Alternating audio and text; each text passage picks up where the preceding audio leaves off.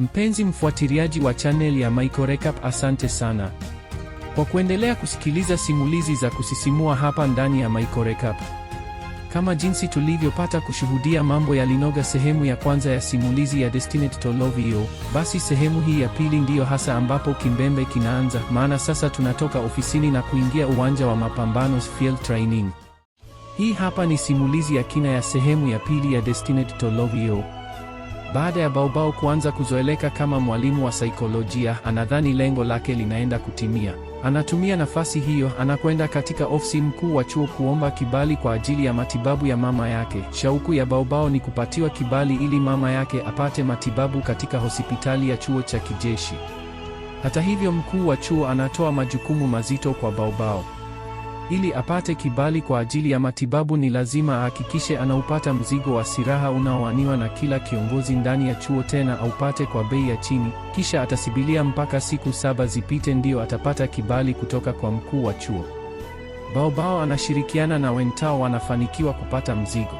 Wakiwa njiani kusarifisha mzigo huo, Xiang Hao anaendelea kumchezea Baobao huku macho yake yakionyesha mbegu mpya ya upendo inayoota taratibu ndani ya moyo wa Xiang Hao.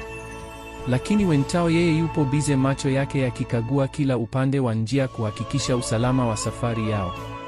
Ghafla wanavamiwa na mabanditi wa msituni, hali inayomfanya Baobao kujawa na wasiwasi.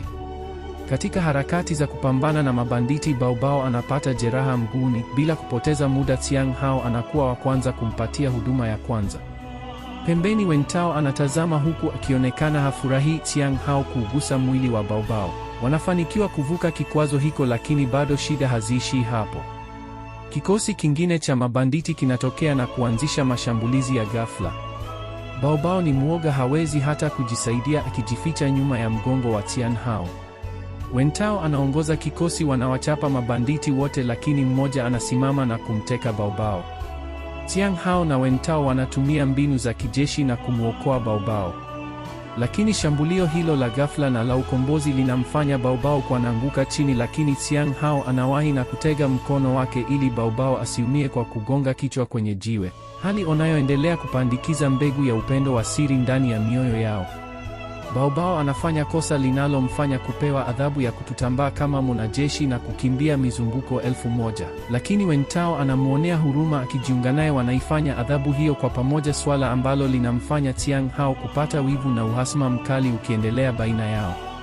Hata hivyo, adhabu inakuwa ni kali. Baobao hawezi kuvumilia, anapata ugonjwa wa ghafla, anaanguka chini na kupoteza fahamu. Wentao hapotezi muda, haraka anamwahisha hospitali kwa matibabu. Wivu unazidi kutafuna furaha ya Xiang Hao anapomwona Wentao akimjali Baobao.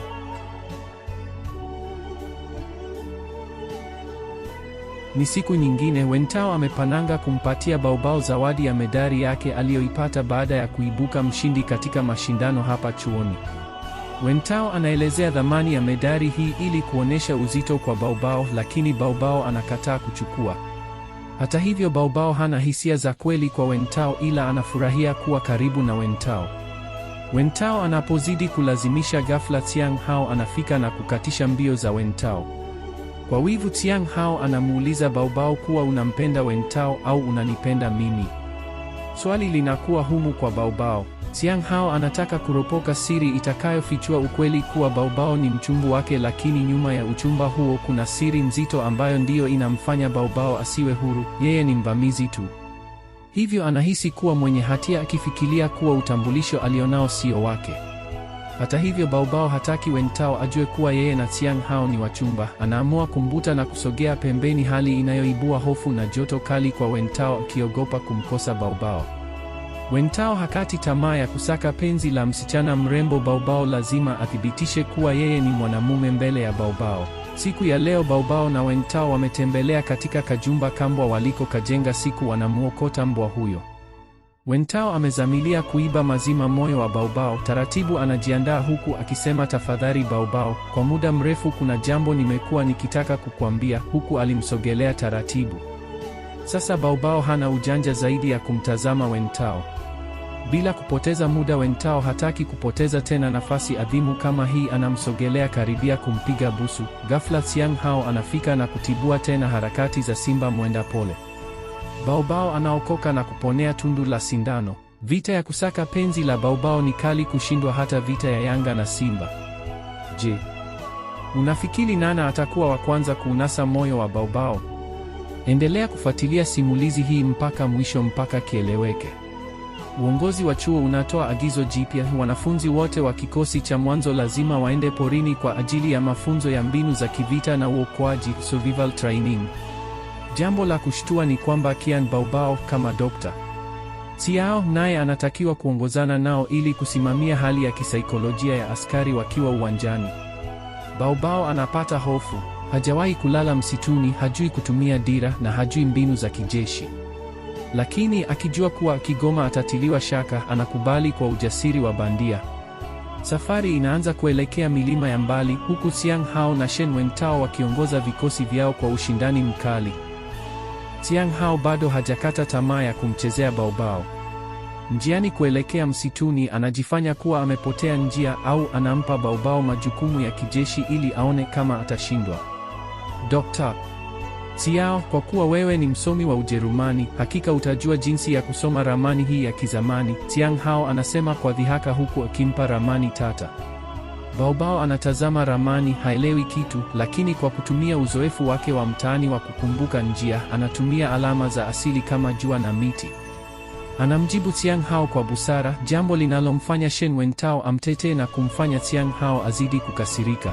Ghafla wakiwa katikati ya msitu, mafunzo yanageuka kuwa mapambano ya kweli. Kundi la wakufunzi waliojigeza kama wahalifu au wavamizi wa kijeshi wa siri wanashambulia kwa fujo. Risasi zinaanza kurindima na moshi unatawala kila mahali. Hapa ndipo tunapoona utofauti wa mashujaa wetu. Ni wakati wa mapumziko, wanafunzi wote na wakufunzi wao wakipata chakula, lakini chakula cha Wentao kinawekewa sumu, anakula bila kujua. Ni mpango wa kumwangamiza yeye na Xiang Hao. Upande wa Xiang Hao, mmoja kati ya manesi wa uguzi anampaka Xiang Hao dawa yenye sumu wakati akimfanyia matibabu kwenye jeraha lake mikono.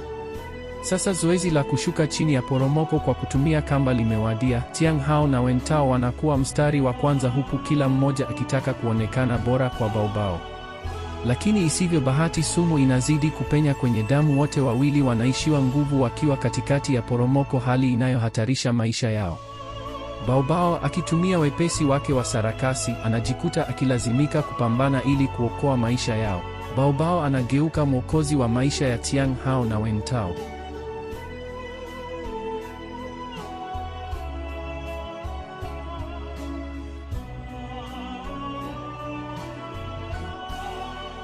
Mafunzo hayaishii hapo.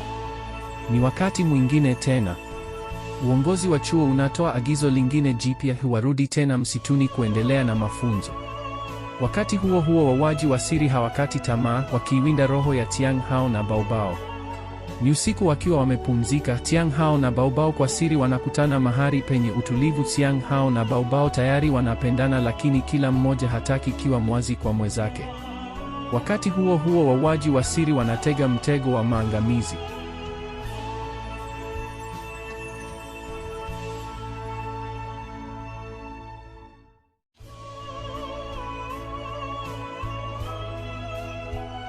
Shambulio la kushitukiza likiwafanya kushindwa kujitetea. Kwa bahati mbaya, nyoka aliyetegwa anamng'ata Baobao. Wote wawili wanateleza na kuangukia chini ya poromoko refu. Wanapofika chini, wote wamezimia. Lakini Baobao anaanguka na kulala juu ya kifua cha Xiang Hao. Muda unazidi kwenda, Baobao na Xiang Hao hawaonekani kambini. Hali hii inaibua hofu na wasiwasi. Viongozi wanatoa maagizo: lazima wanafunzi wote wasambae kila kona kuwataguta Baobao na Xiang Hao, Wentao akiwa mstari wa kwanza. Hata hivyo, jitihada zao hazizai matunda.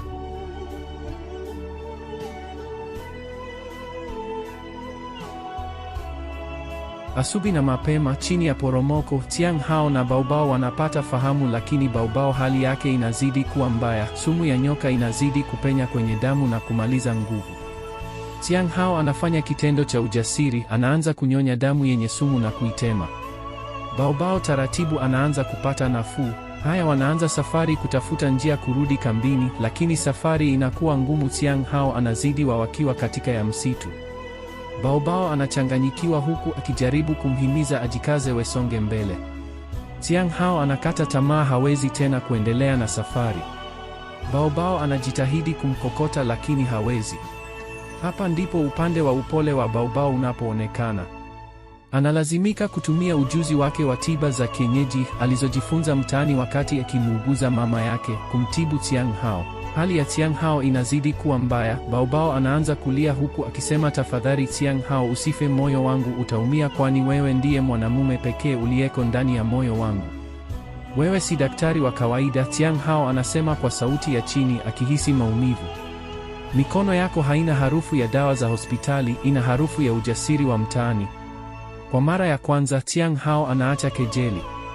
Wawili hawa wanajikuta wakizungumza kuhusu maisha yao. Xiang Hao anaelezea shinikizo la kuwa mtoto wa jenerali, wakati Baobao, bila kusema siri yake, anaelezea jinsi anavyopambana ili kuwalinda wale anaowapenda. Kuna cheche za mapenzi zinazoanza kujitokeza katikati ya hatari hii. Wakati huo huo, Shen Wentao anahangaika msituni kumpata Baobao. Anapowapata Baobao na Xiang Hao wakiwa pamoja msituni, anahisi wivu mkubwa moyoni mwake, ingawa anauficha. Wentao anaanza kugundua kuwa Xiang Hao, ambaye siku zote alionekana kumdharau mwalimu huyo, sasa anamtazama kwa jicho tofauti sana. Bila kupoteza muda, Wentao hajari ushindani wao. Kwa sasa anafikiria kutoa msaada. Anambeba Xiang Hao mgongoni na kumwahisha hospital. Wanafunzi wote wanarudi chuoni, lakini siri mpya imeanza, ushindani wa mapenzi. Sasa sio tena ushindani wa nani ni askari bora, bali nani atauteka moyo wa daktari, Xiao au Baobao. Baada ya kurudi chuoni, Baobao anakuta barua imeachwa chini ya mlango wake.